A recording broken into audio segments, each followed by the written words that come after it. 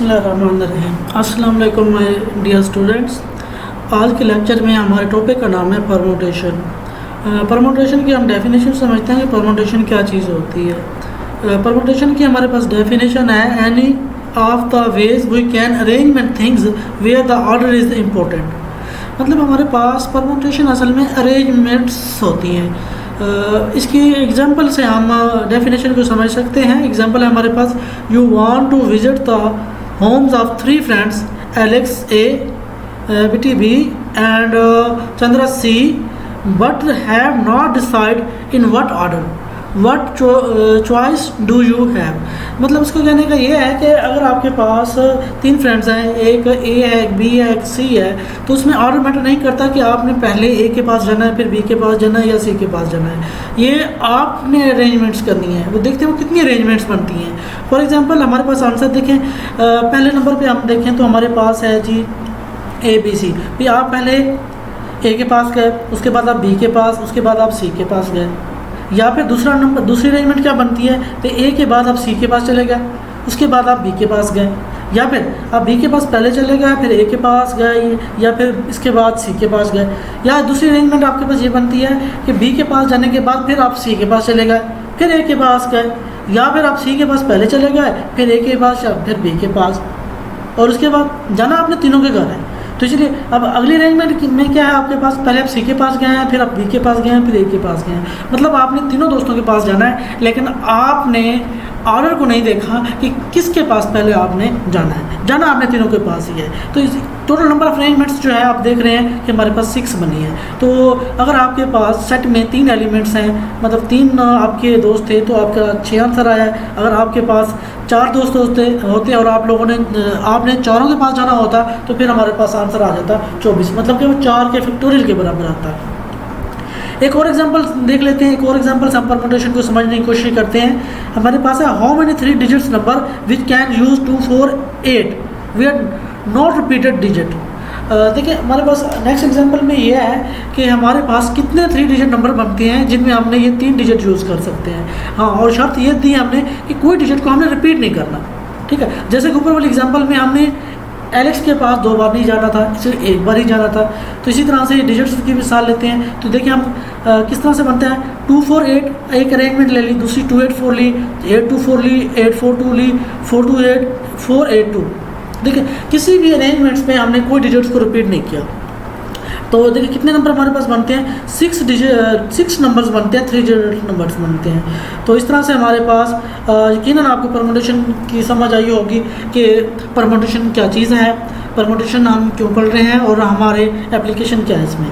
तो देखिए परमुटेशन का हमारे पास फार्मूला क्या बनता है। वैसे तो होता है कि n ऑब्जेक्ट्स हैं और n के n ऑब्जेक्ट्स अगर एक ही हर अरेंजमेंट्स में आते हैं तो हमारे पास होता है n थिंग्स का मतलब होता है कि वो n फैक्टोरियल बन जाता है। और n ऑब्जेक्ट्स में से r ऑब्जेक्ट्स जो हैं वो पार्टिसिपेट करते हैं हर अरेंजमेंट्स में, तो फिर हमारे पास परमुटेशन जो n और r की बनेगी उसको हम कहेंगे n factorial over n minus r factorial. तो इस तरह से हमारे पास परमुटेशन बन जाएगी।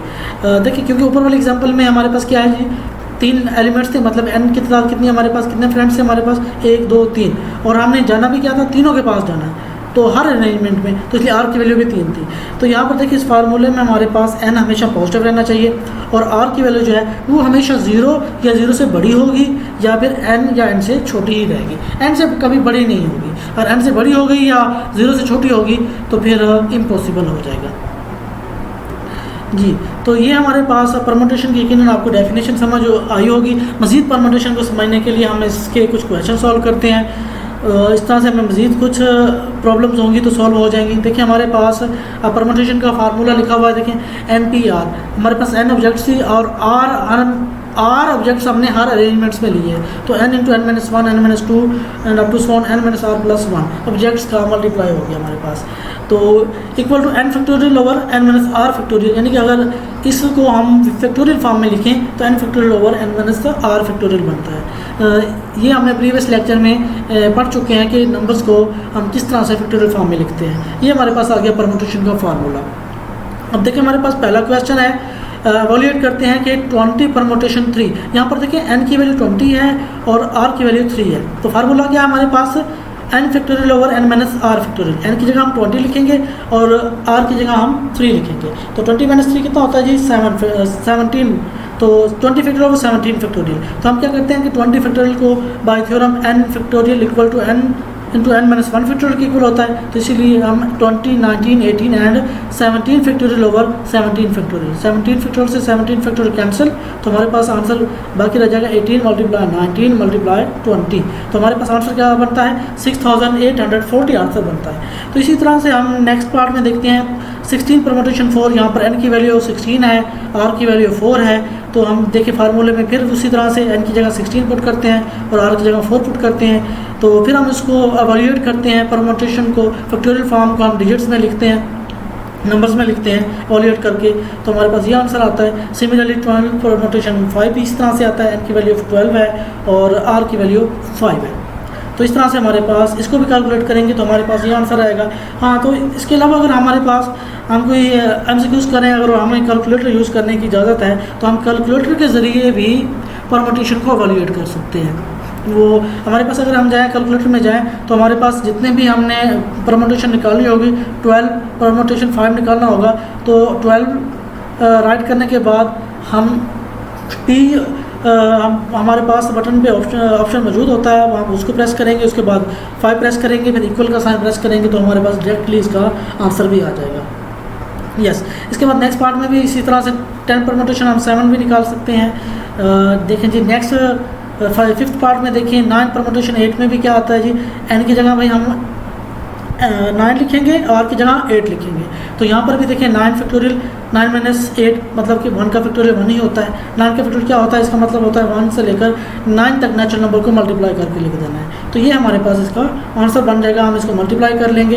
अच्छा, इसके बाद देखिए हमारे पास नेक्स्ट क्वेश्चन में क्या है जी, नेक्स्ट क्वेश्चन में हमारे पास है find the value of n, कि n की वैल्यू फाइंड करें अगर आपके पास n परम्यूटेशन 2 इक्वल हो 30 है।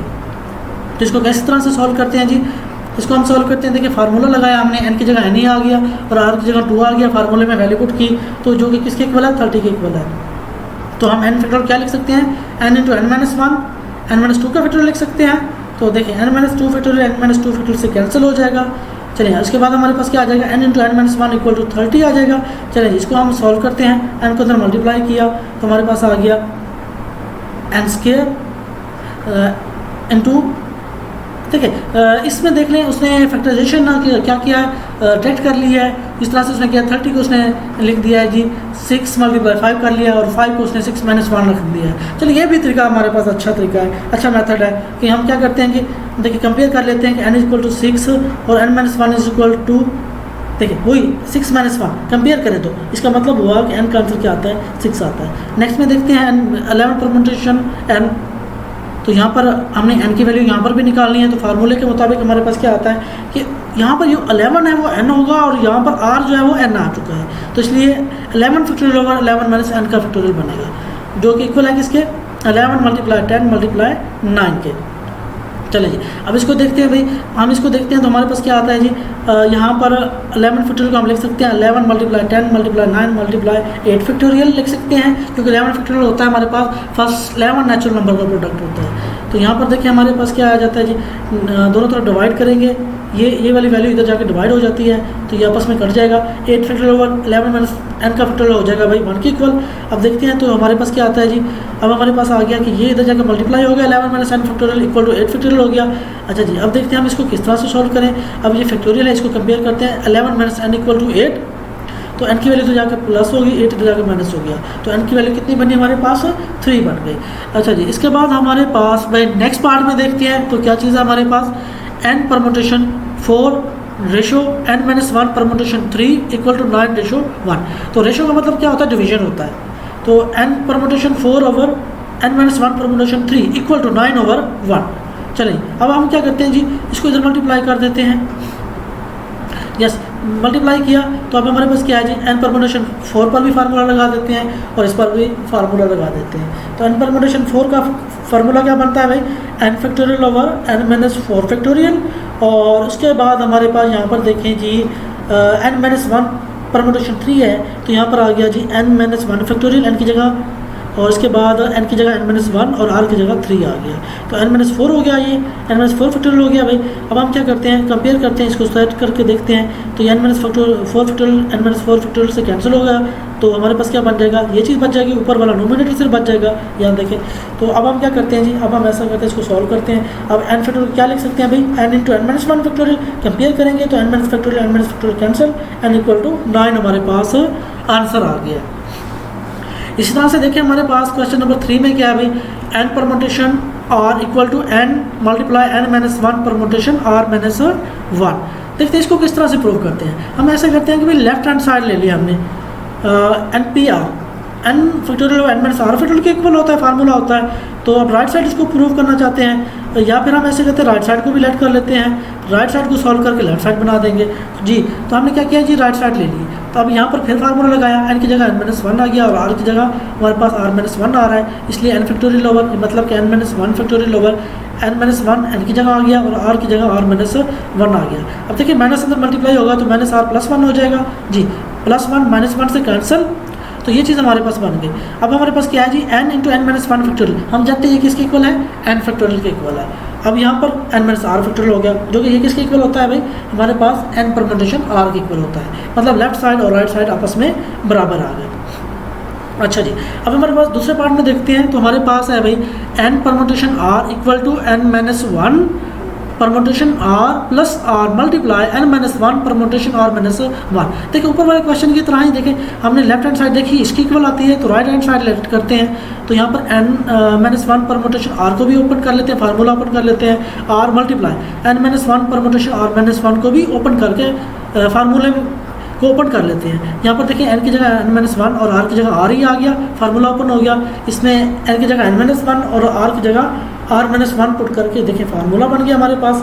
अब हम क्या करते हैं जी, अब इसको सॉल्व करने की कोशिश करते हैं जी, हमारे पास ये आ गया -1 से कैंसिल हो गया, ये चीज़ बन गई। अच्छा जी, हम n-r को अब क्या लिख सकते हैं, यहाँ पर देखिए जी, ये टोटल अगर n हो तो n factorial equal to n into n-r factorial होता है ना, तो n-1 फैक्टोरियल होता है ना, तो इसी तरह से हम क्या करते हैं जी, इसको लिख सकते हैं हम बटे वाले को n-r इंटू n-r-1 का फैक्टोरियल लिख सकते हैं जी। तो इस तरह से लिखने के बाद अब हमारे पास क्या आ गया जी, अब हम इन दोनों में देखते हैं, ऊपर वाले में n-1 फैक्टोरियल, नोमिनेटर सेम है दोनों में, और डिनोमिनेटर में n-r-1 का फैक्टोरियल सेम है, तो दोनों में कॉमन ले लिया।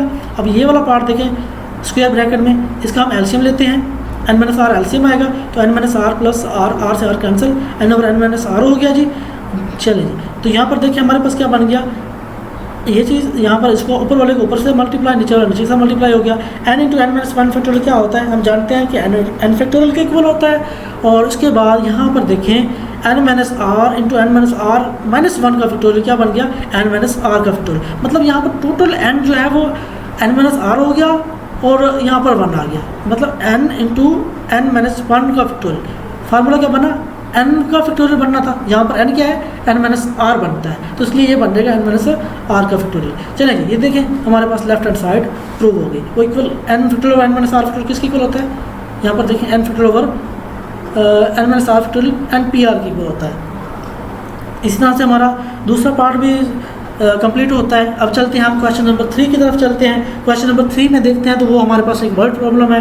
वर्ड प्रॉब्लम को हम किस तरह सॉल्व करते हैं, ये हमारे एप्लीकेशंस होती हैं। देखिए जी, हमारे पास पहला क्वेश्चन नंबर 4 में देखें, how many signals can be given by 5 flags of different colours using 3 eight a time. देखिए 5 फ्लैग्स हैं हमारे पास, 5 झंडे हैं हमारे पास, और सिग्नल देना है हमने, और एक सिग्नल देने के लिए हम 3 फ्लैग यूज़ कर सकते हैं। देखते हैं कि कितने नंबर ऑफ सिग्नल बनते हैं। देखिए हमारे पास क्या हुआ, हम ऐसे करेंगे, फर्स्ट कर लेते हैं कि 5 किस्म के फ्लैग्स हैं, तो 3 उठा के हमने सिग्नल दे दिया, फिर उसके बाद हमने एक चेंज कर लिया, फिर हमने 5 में से सिग्नल सिर्फ 3 के लिए यूज़ करना है, मतलब n की वैल्यू 5 रहेगी और r की वैल्यू 3 रहेगी। तो इस तरह से फार्मूला क्या बनता है हमारे पास, NPR होता है, n की जगह 5, r की जगह 3 है, 5 परमुटेशन 3। तो फार्मूला हमारे पास वही आ गया, 5 फैक्टोरियल ओवर 5 - 3 का फैक्टोरियल, 5 फैक्टोरियल ओवर 2 फैक्टोरियल बन गया, 5 - 3 2 फैक्टोरियल बनता है।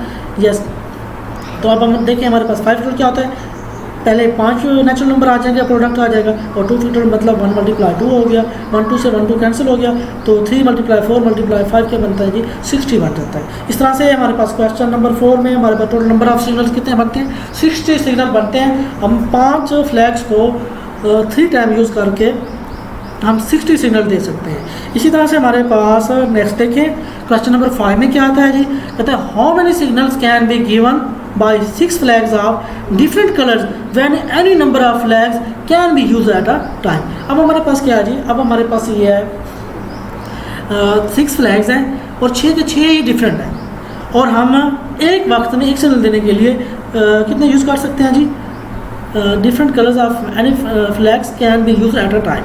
भाई किसी भी सिग्नल देने के लिए डिफरेंट कलर के फ्लैग यूज़ कर सकते हैं। लेकिन पहला सिग्नल आ जाएगा कि हमने एक ही फ्लैग उठा के दिखा दिया, तो कितने सिग्नल बन जाएंगे भाई, फर्ज करें एक रेड है, ब्लू है, येलो है, ग्रीन है, इस तरह से 6 कलर्स हैं, तो 6 तो ये बन जाएंगे, मतलब कि 6 में से एक एक उठा के सिग्नल देना है। एन की वैल्यू 6 बनेगी और आर की वैल्यू 1 बनेगी, तो इसलिए एक आपके पास ये बन गया 6 परम्यूटेशन 1। जब हम सिग्नल के लिए यूज़ करते हैं सिर्फ एक ही फ्लैग, तो 6 परम्यूटेशन 1 = 6, टोटल हमारे पास एन की वैल्यू 6 ही रहेगी हमेशा।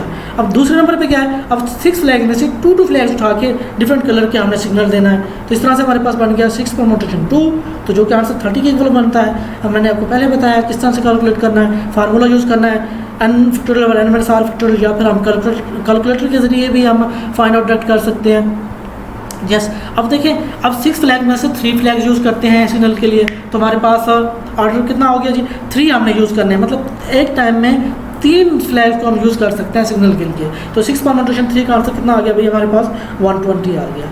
इसी तरह से हम आगे चलते हैं जी, हमारे पास आता है जी number of signal using of 4 flags same is, फिर इसके बाद हम 5 फ्लैग्स यूज़ करेंगे, फिर 6 यूज़ करेंगे, तो हमारे पास आंसर 720 आ जाएगा। अब देखिए सिग्नल तो हमने टोटल काउंट करने हैं, जब एक किया था तब कितने सिग्नल बने थे, फिर 2 यूज़ किए, फिर 3 यूज़ किए, फिर 4 5 फिर 6 इसी तरह से, तो टोटल सिग्नल कितने बन गए तमाम को हम ऐड कर लेते हैं, तो हमारे पास आंसर कितना बन जाता है जी 1956 बन जाता है। इसके बाद देखिए हमारे पास क्या आता है जी, इसके बाद हम देखते हैं जी how many words can be form from the letters of the following word using all letter when no letter is repeated. देखिए हमारे पास लेटर गिवन है PLANE, हम देखते हैं कि हमारे पास कितने वर्ड बनते हैं, कोई हमने लेटर को रिपीट नहीं करना, मतलब कि P को 2 बार नहीं लिखना, L को 2 बार नहीं लिखना, ना ही N को ना ही E को, कोई भी लेटर हमने 2 बार यूज़ नहीं करना, या इससे 2 बार से ज़्यादा यूज़ नहीं करना। तो यहाँ पर देखिए हमारे पास लेटर कितने बनते हैं जी 5 हैं, P L दूसरा, A तीसरा, N चौथा और E पाँचवा हो गया, N की वैल्यू 5 होगी, ठीक है जी, और हमने 5 के 5 ही यूज़ करने हैं eight a time he use करने हैं। तो इस तरह से हमारे पास R भी 5 आ जाएगा जी, हमारे पास आंसर क्या बन जाएगा 5 परम्यूटेशन 5। तो हमारे पास हमने बताया कि जब n और r बराबर होते हैं तो तब हमारे पास वो बराबर होता है n फैक्टोरियल के, तो या फिर आप फार्मूला लगा के चाहे देख लें, तो हमारे पास आंसर बन जाएगा 5 का फैक्टोरियल 120 आ जाएगा, ठीक है जी।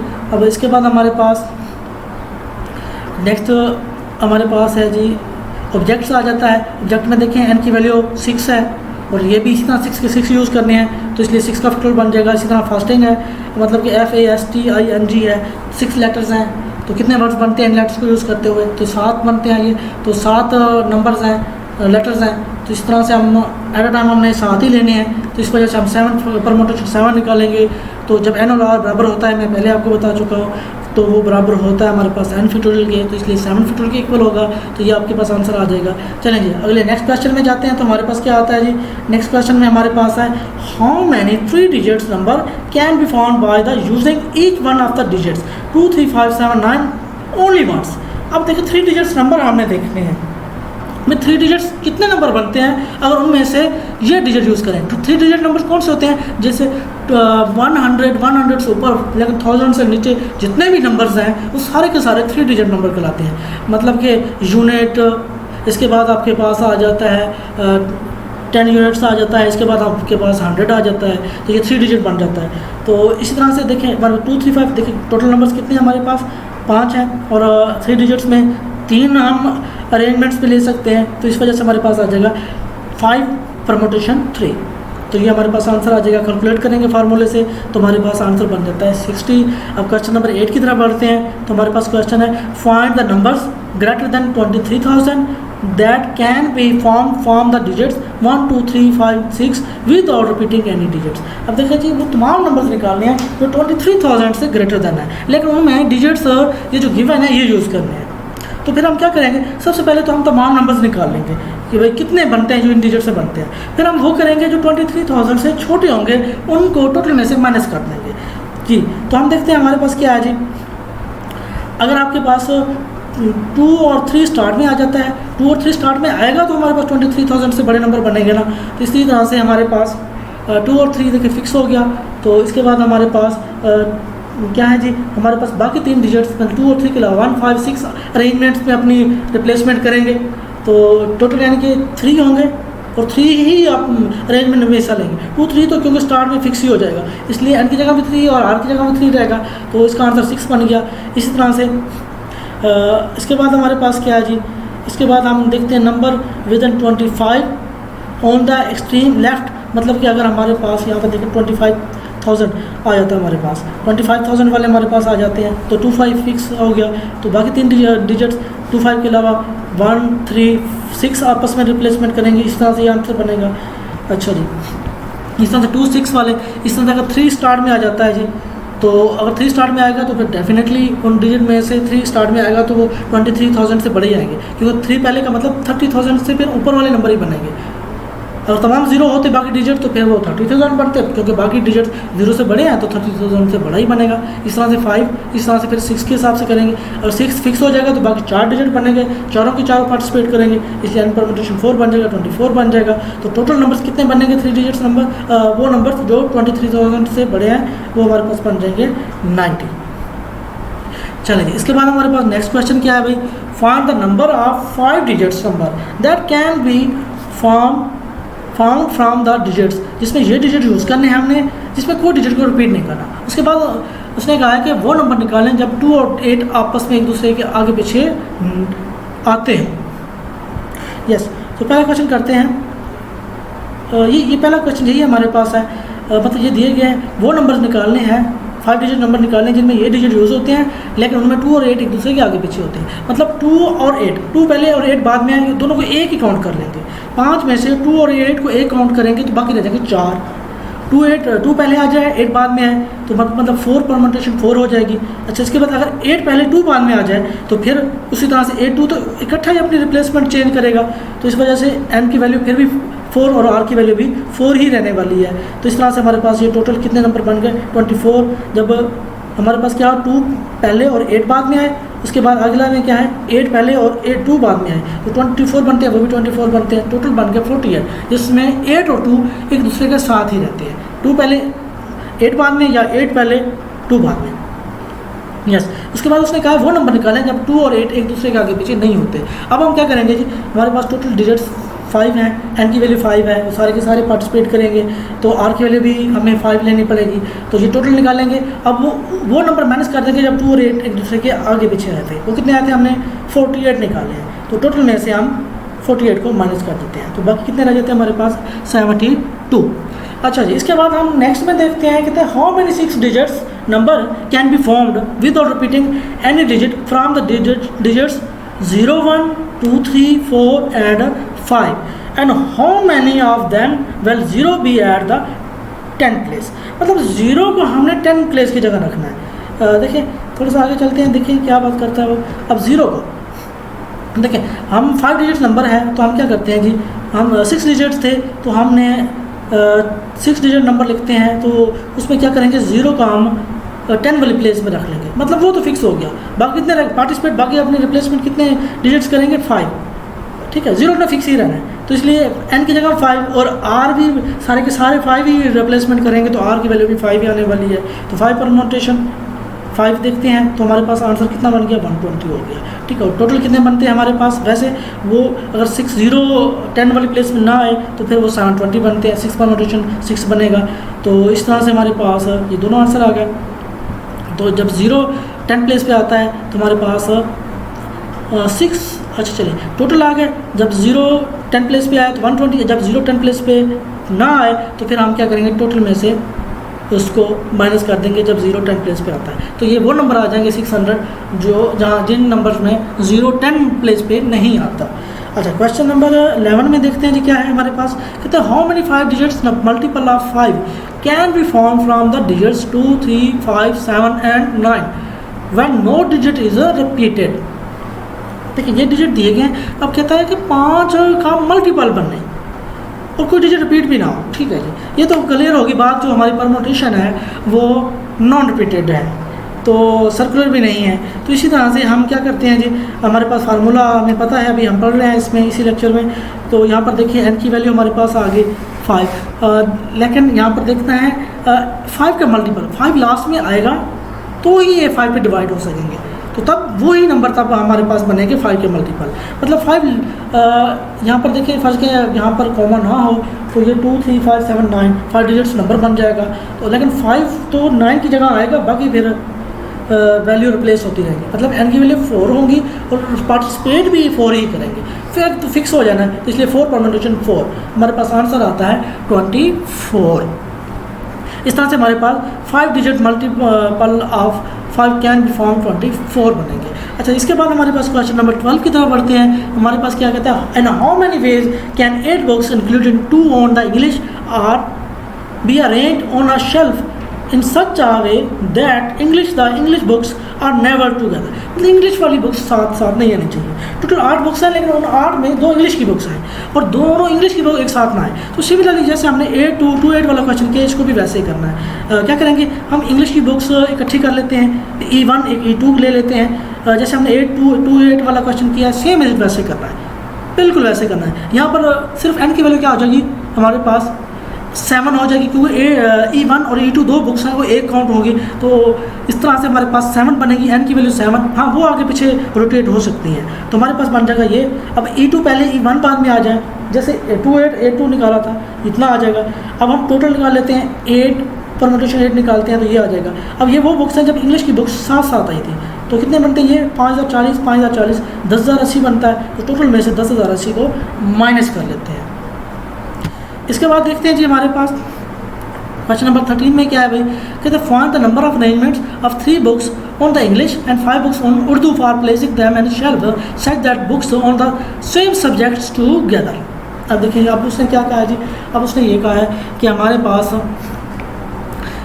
टोटल किताबें 8 हैं, जिसमें से 3 इंग्लिश की हैं, 5 उर्दू की हैं। कहते हैं इस तरह से इनकी अरेंजमेंट करनी है कि हमारे पास जो सेम बुक्स हैं वो एक साथ आनी चाहिए, मतलब उर्दू की एक साथ आनी चाहिए और इंग्लिश की एक साथ आनी चाहिए। यहाँ पर हमारे पास लगेगा fundamental law of counting.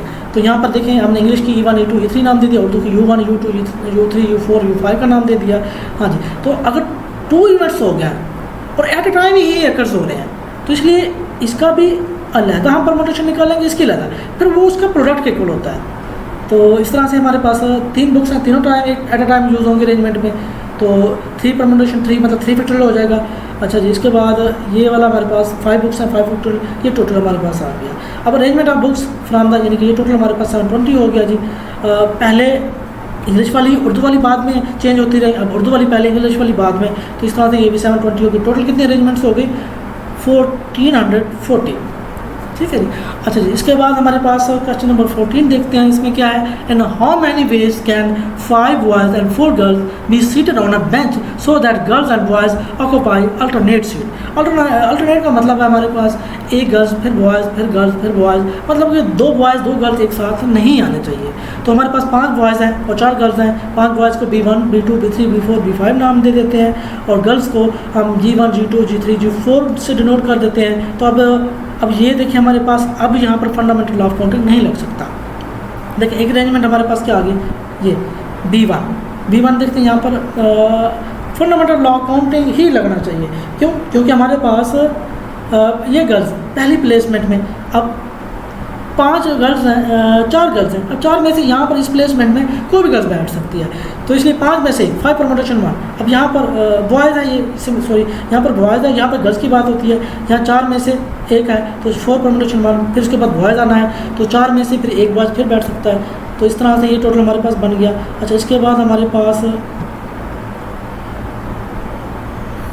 Total हमारे पास ये उनको मल्टीप्लाई करके लिखते हैं, ये आंसर आ जाता है। जी, आज का हमारा लेक्चर इख्तिताम होता है, इख्तिताम पज़ीर होता है। इंशाल्लाह हम नेक्स्ट लेक्चर में हम परमुटेशन को डिस्कस करेंगे, लेकिन वो परमुटेशन जिसमें हमारे पास ऑब्जेक्ट्स रिपीट होंगे।